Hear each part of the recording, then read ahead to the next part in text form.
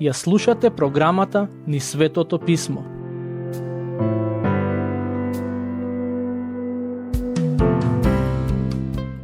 Драги слушатели, во денешната епизода ќе ја проучиме глава 5 од книгата Дела апостолски, книга во која ни е запишано раѓањето и почетоците на црквата.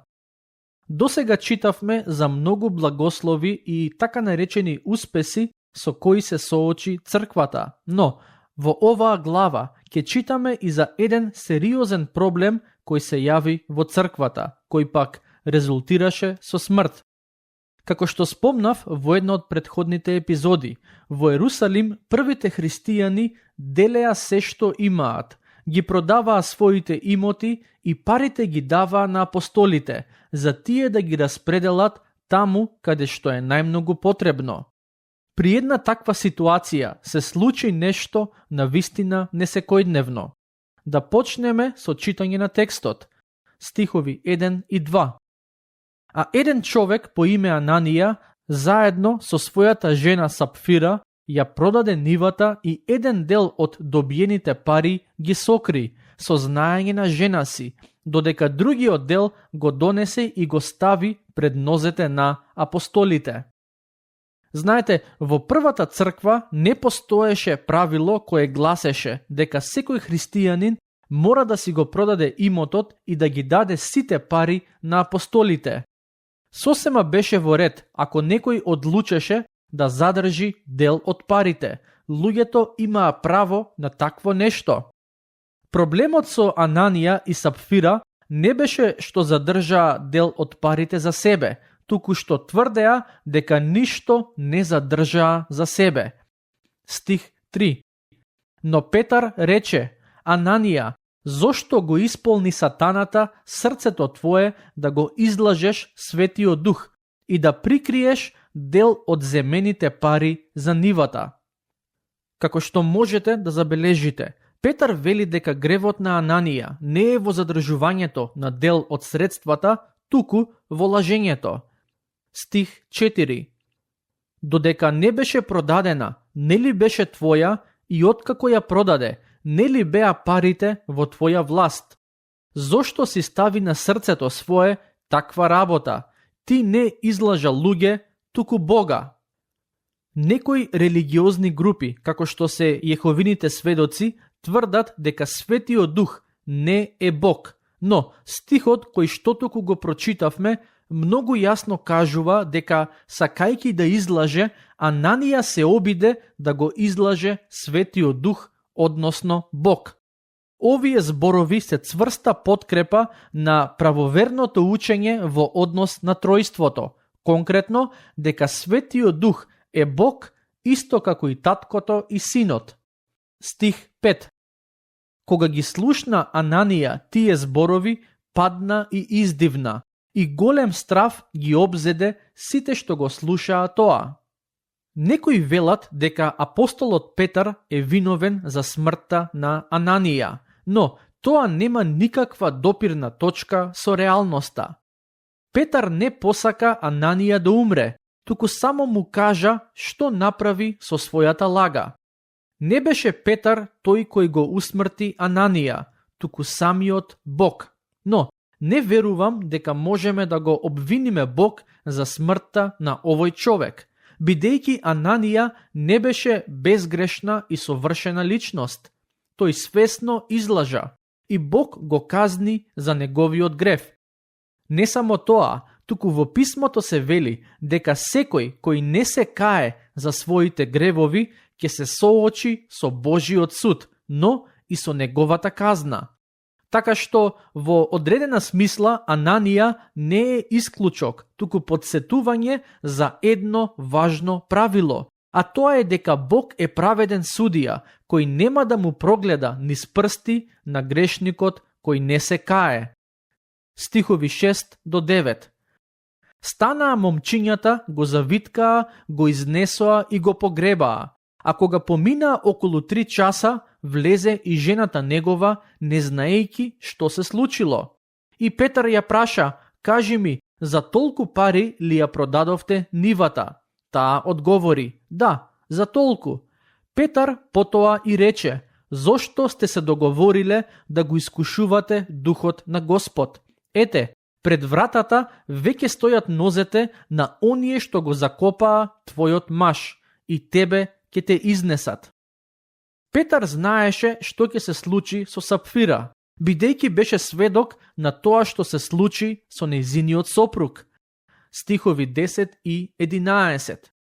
И таа веднаш падна пред нозете негови и издивна, и момчињата, кога влегоа, ја најдоа мртва, ја изнесоа и ја погребаа до нејзиниот маж. И голем страв ја обзеде целата црква и сите оние што го слушнаа тоа. Навистина интересно тоа што кога еден брачен пар во првата црква одлучи да излаже, Бог ги казни и сопругот и сопругата со смрт. Не знам дали првата црква беше толку света и зрела што Бог одлучи дури и лагата да ја казни со смрт, за да ја исчисти црквата од какво било беззаконие. Се прашувам, како би изгледала денешната црква ако Бог одлучи да не казнува кога лажеме? Предпоставувам ќе имаме повеќе од 2 мртви тела во нашите црковни заедници. Ако Бог одлучи така да действува и помеѓу нас, сигурен сум дека речиси секојдневно ќе имаме по неколку погреби. Но самиот факт што Бог не го казнува нашето лажење со смрт, како во случајот на Ананија и Сапфира, тоа не значи дека тој грев не е сериозен во неговите очи. Треба да се забележи и коментарот на Лука, кој вели дека голем страв ја обзеде целата црква и сите кои слушнаа за смртта на овој брачен пар. Ова не значи дека треба да чекаме Бог да казни некого со смрт, за да имаме стравопочит од него. И без да се случи некоја таква несекојдневна случка, христијаните треба да имаат стравопочит и да се свесни дека со гревот не смееме да си играме, бидејќи гревот не е шала. Како што гревот резултираше со смрт кај Ананија и Сапфира, така гревот е причината поради која голем број луѓе секојдневно завршуваат во вечната смрт, односно во пеколот. Продолжуваме со читање. Стих 12. Преку рацете на апостолите се појавуваа знаци и се случуваа многу чуда меѓу луѓето, и сите беа еднодушни во тремот Соломонов. Апостолите не само што го проповедаа Евангелието, туку Светиот Дух им даде дарови со кои можеа да исцелуваат луѓе и да прават други чуда. Целта зад тие дарови беше да бидат подкрепа за пораката на Евангелието. Стихови 13 и 14. Од другите пак, никој не се осмелуваше да им се придружи, а сепак народот ги возвеличуваше. И се повеќе се зголемуваше бројот на оние што веруваа во Господ, мноштво од мажи и жени. Лука не ни дава конкретни бројки во овие стихови, но сигурен сум дека секој ден на црквата и се приклучувале десетици, можеби и стотици луѓе. Стих 15. Така што и по улиците изнесуваа болни и ги полагаа на постелки и носила, таа кога ќе помине Петар, барем сенката негова да осени некого од нив. Некои луѓе веруваат дека сенката на Петар навистина ги исцелуваше болните. Јас имам поинакво мислење и толкување на овој стих. Сметам дека народот навлезе во толку сериозно суеверие, што сметаше дека сенката на апостолот може да предизвика исцеленија. Не верувам дека неговата сенка навистина ги исцелуваше луѓето, туку тоа е нешто кое дел од народот само го веруваше и очекуваше. Стих 16. А доаѓаа во Ерусалим и многумина од околните народи, донесувајќи болни, мачени од нечисти духови, и сите се исцелуваа. Забележете што вели Лука. Сите се исцелуваа. Тоа значи дека сите кои доаѓаа кај апостолите со вера добиваа исцеление. Споредете го овој извештај со тоа што се случува денес на телевизиите или кај оние кои се нарекуваат исцелители. За жал, има такви кои себе си се прогласуваат за исцелители и на народот му ветуваат чуда, а на крајот голем дел од оние кои кај нив доаѓаат си заминуваат разочарани. Зошто апостолите можеа да ги исцелат сите луѓе, а денешните така наречени исцелители не можат да го направат тоа? Размислете за ова прашање и нека ви даде Бог мудрост да дојдете до соодветен заклучок. Што се случи кога апостолите ги практикуваа даровите кои Бог им ги даде? Стихови 17 и 18. Тогаш првосвештеникот и сите што беа со него, приврзаници на садукеите, станаа и се исполнија со завист и ги кренаа рацете своји на апостолите и ги ставија во јавниот затвор. Ова е втор пат како што апостолите беа уапсени и ставени во затвор, но забележете што се случи потоа. Стихови 19 до 23. Но преку ноќта ангел Господов ја отвори вратата од затворот и откако ги изнесе им рече: одете, застанете во храмот и кажувајте му ги на народот сите зборови за овој живот.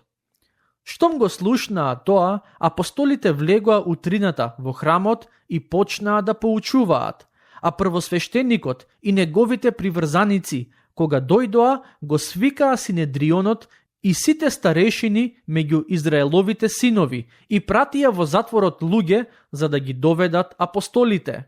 Но, кога слугите отидоа, не ги најдоа, па штом се вратија, изјавија велејки: затворот го најдовме заклучен како што треба, и стражата стоеше надвор пред портата, а кога отворивме, внатре никого не најдовме.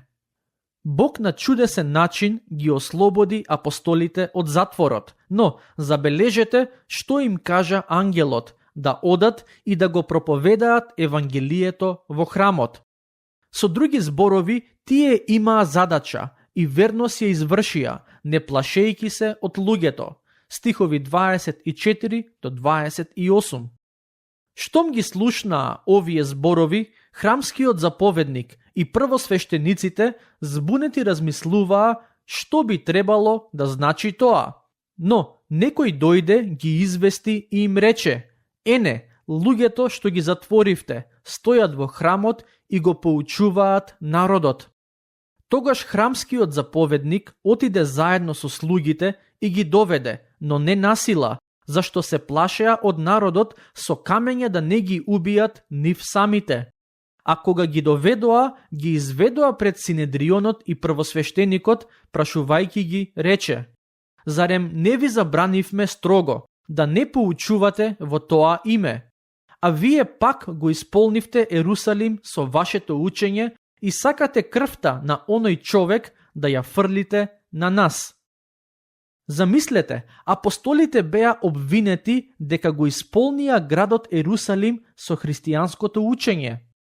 Колку би сакал и денешните христијани да бидат обвинувани дека градовите во кои живеат се исполнети со пораката на Евангелието. Стихови 29 до 31. А Петар и апостолите одговорија и рекоа: повеќе треба да му се покоруваме на Бога отколку на луѓето. Бог на татковците наши го воскресна Исус, кого вие го погубивте приковувајќи го на крст. Бог со десницата своја го возвиси него, зачетникот и спасителот, за да му даде покаяние и простување на гревовите на Израел. Иако голем дел од израелците го отфрлија Христос, сепак тој беше пратен и за нивно спасение. Честопати апостолите им нагласуваа на нивните слушатели од еврејско потекло дека и покрај тоа што тие како народ го отфрлија Месијата, сепак тоа не значи дека тој ќе им возврати со иста мера. стихови 34 до 37. Но во Синедрионот стана тогаш еден фарисеј по име Гамалиил, учител на законот, почитуван од целиот народ, и заповеда за кратко време да ги изведат апостолите надвор, а ним им рече: луѓе израелци, размислете добро што ќе правите со овие луѓе, зашто пред известно време се крена Тевда, кој зборуваше за себе си дека тој е голем човек, и му се придружија 400 мажи. Тој беше убиен и сите што му поверуваа се разотидоа и исчезнаа. По него, во време на пописот, се крена Јуда Галилеецот и повлече по себе доста народ, но и тој загина и сите што го следеа се растурија. Со други зборови, тој вели: немојте да ги прогонувате овие луѓе, и претходно имавме слични движења, па се растурија. Стихови 38 до 40. И сега ви велам, оставете ги овие луѓе на мир, не ги бајте ги, зашто ако е таа замисла или тоа дело од луѓе, ќе се разруши, а ако е пак од Бога, вие не можете да го разрушите. Внимавајте да не станете борци против Бога. Тие го послушаа и откако ги повикаа апостолите, ги натепаа и им заповедаа да не зборуваат во името на Исус, па ги пуштија. Ми се допаѓа овој начин на размислување. Очигледно е дека помеѓу фарисеите имаше и разумни луѓе кои имаа мудрост. Овој фарисеј не сакаше да се води според мислењето на голем дел од религиозните водачи, туку едноставно ги поттикна да му веруваат на Бог. Велејќи дека ако христијаните се обична секта која е човечко дело, тие нема да опстојат, но ако тоа што го проповедаат е од Бог, тогаш не само што нивното движење ќе опстои, туку и оние кои им се противат ќе станат Божји непријатели. Стихови 41 и 42. А тие излегоа од Синедрионот радосни, зашто беа удостоени да поднесат измачувања за името на Господ Исус. И секој ден во храмот и по куќите не престанаа да поучуваат и да благовестат дека Исус е Христос. Што е Евангелието? Евангелието е радосна вест, која се однесува на Господ Исус Христос. Христијаните се повикани не само да веруваат во Евангелието, туку и да го живеат, но и да го споделат со другите. Тоа го правеа првите христијани, а тоа би требало да го правиме и ние денес. Тука ќе го завршиме денешното проучување. До следниот пат, Бог нека ве благослови.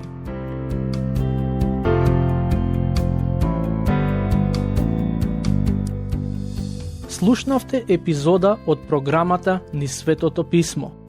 Можете да не слушате и преку мобилна апликација на нашиот YouTube канал и на подкаст платформите како што се Apple и Spotify.